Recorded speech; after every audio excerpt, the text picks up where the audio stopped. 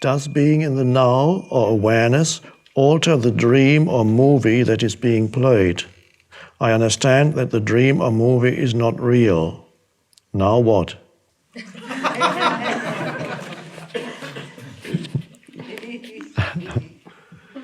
That's quite a good question.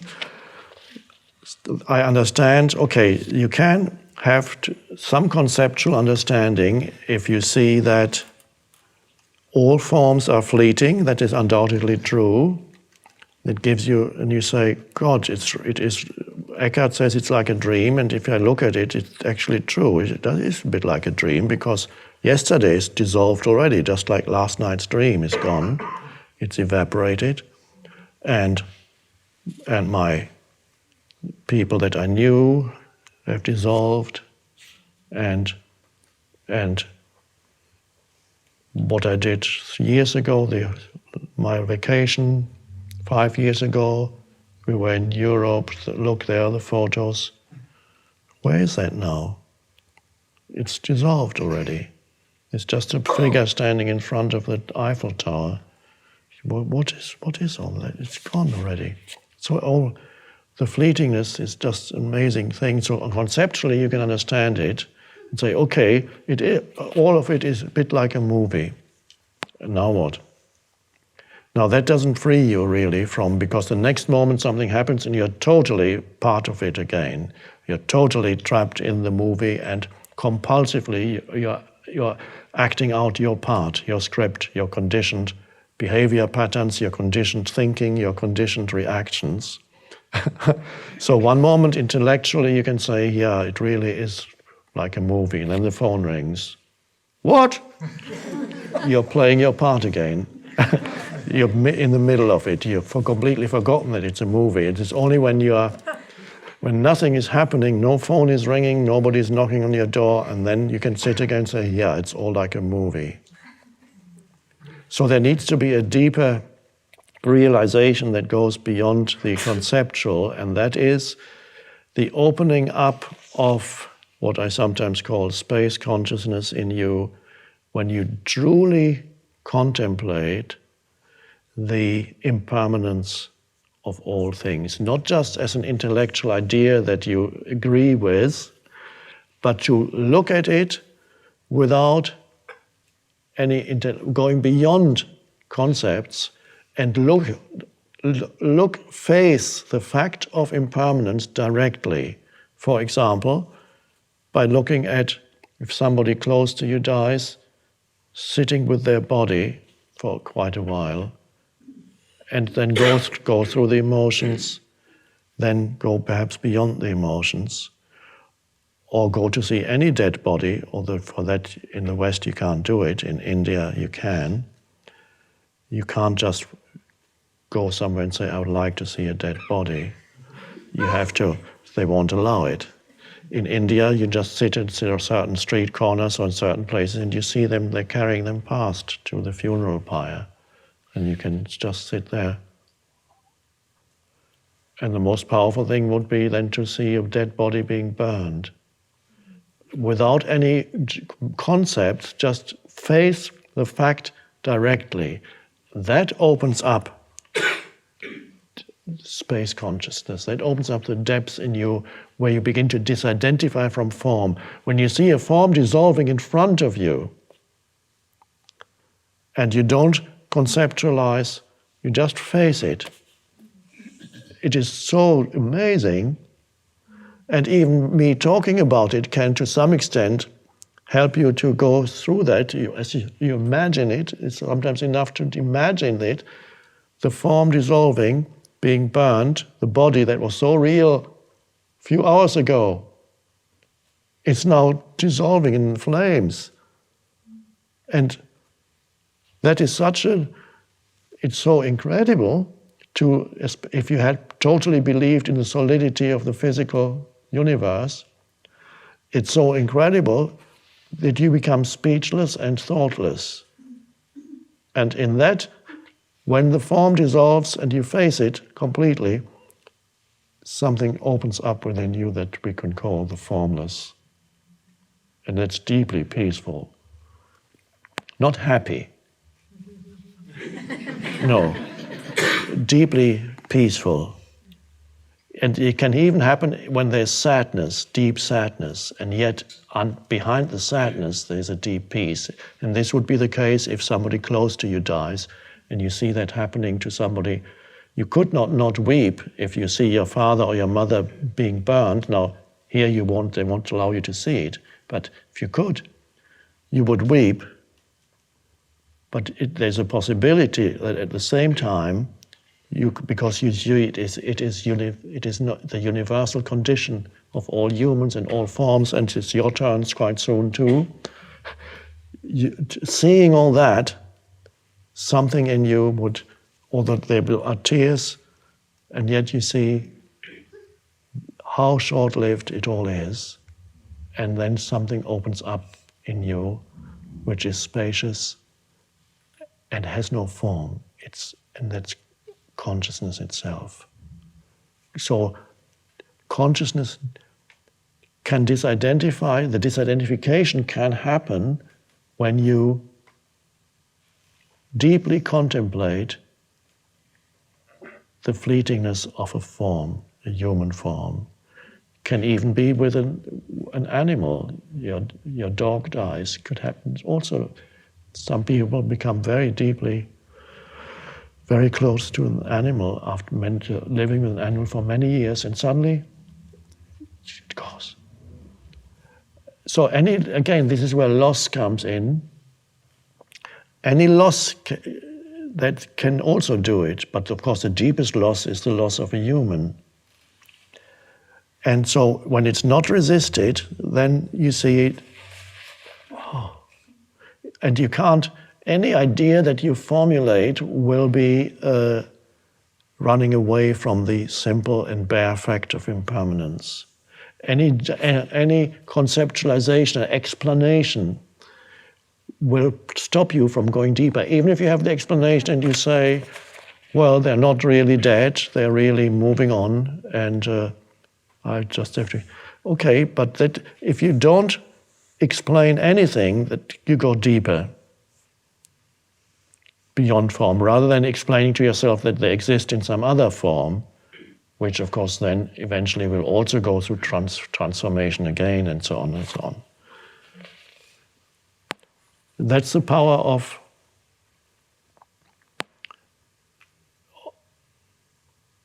contemplating transience, which is everywhere. For me, it's always even a spiritual thing to look at old photos of people nobody knows who they were. And I always, whenever I see them in magazines or sometimes in antiquarian bookshops, they have collections of, you see these old photos, and they've all dissolved. And I find that this is deeply peaceful. Old films made, let's say a film made in 1930, 1935, 40, and all these people that are running out on the screen getting excited about this and that, the actors are all gone.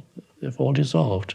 And if you see a crowd scene, people walking along the streets of New York or wherever, all the crowds, all long dissolved. And the crowds that you see now, in a few years, gone. And those are incredible meditations when you face that. And so that's the power of facing the fact of what the Buddha called, in the Pali language, anicca, impermanence.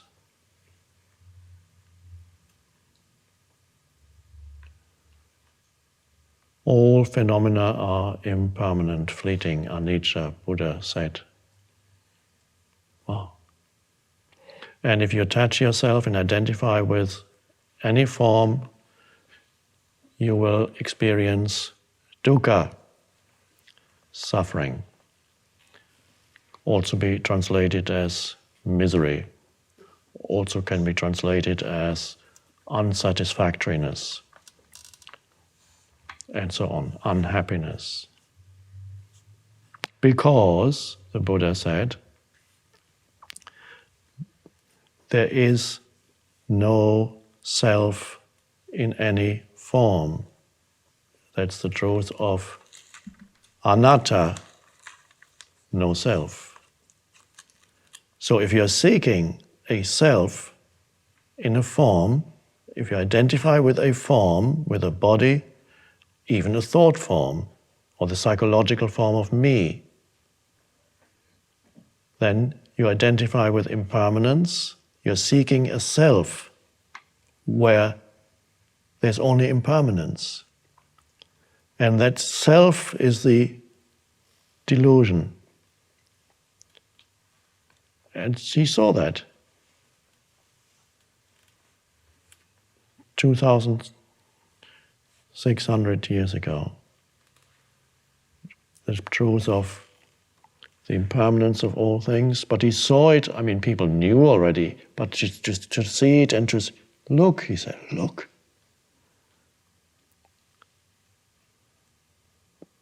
So those three are, to me, the most essential parts of the Buddha's teaching. Dukkha, anicca, anatta. Dukkha is the fact of suffering if you identify with, which means seek a self, in impermanent forms. Not just in bodies, but also in thought forms, emotional forms, and the psychological form of me. So the entire Buddhist teaching is really the disidentification from form in order to realize the formless that underlies all that. And of course the Buddha called that emptiness, which is not a very inspiring concept. And he did that on purpose, because if he had given us an inspiring concept, we could start believing in it. And the belief in the concept would become a substitute for the realization. Emptiness.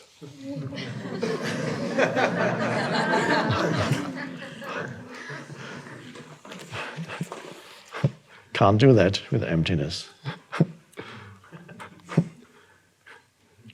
And emptiness can't have a name. What's it called? What's emptiness? Oh.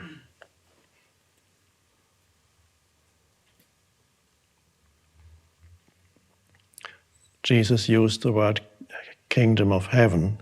It's the same thing. It's the formless realm. Of course, that is, on the one hand, you feel, kingdom of heaven. Of course, much easier to misinterpret. It's more inspiring, of course, but much easier to misinterpret and very easy to make into something somewhere that is somewhere else, which they did for a long time and many still do. Kingdom of heaven is, you go to it. Some people are good enough, you'll go to a kingdom. In many languages, actually, the word for heaven and the word for sky are the same. So in Spanish, cielo, in German, Himmel, you go to the sky. And so, although Jesus said the kingdom of heaven, the kingdom of heaven cannot be, it does not appear with signs to be observed. It is not here or there. You can't say there it is. That's what Jesus said. Nevertheless, people say the sky, the kingdom of the sky. That's the, in many languages, that's what it is.